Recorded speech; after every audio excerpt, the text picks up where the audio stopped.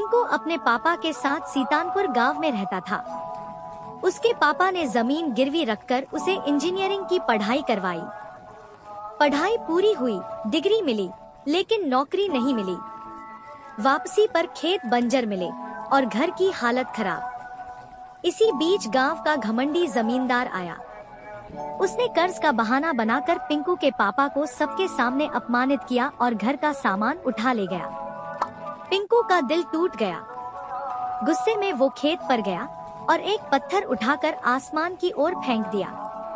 पत्थर जाकर पेड़ से टकराया, जहां एक पुरानी लकड़ी की पट्टी लटकी थी, जो टूटकर नीचे गिरी। तभी पेड़ से धुएं के साथ एक आत्मा निकली। साधा सा आदमी, धोती कुर्ता पहने, आंखों में तेज। आत्मा बोली, तूने मुझे आजाद किया है। मैं तुझे 2 वरदान देता हूँ। एक, जहाँ तू खेती करेगा वहाँ मैगी के पैकेट उगेंगे।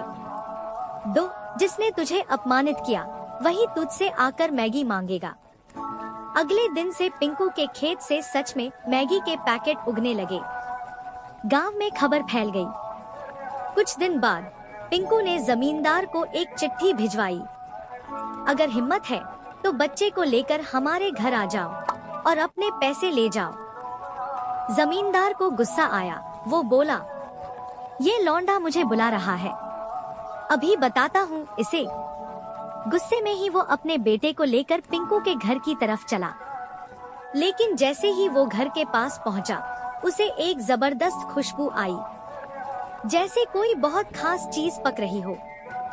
जमींदार दरवाजा खोलकर अंदर गया और देखा पिंकू प्लेट में गर्मागर्म मैगी परोस रहा था। जमींदार बिना कुछ कहे बैठ गया, एक निवाला खाया और फिर आंखें बंद कर ली। ऐसा स्वाद उसने जिंदगी में कभी नहीं चखा था। तभी उसके सर में चक्कर सा आया, जैसे कोई बात अंदर से उठ रही हो।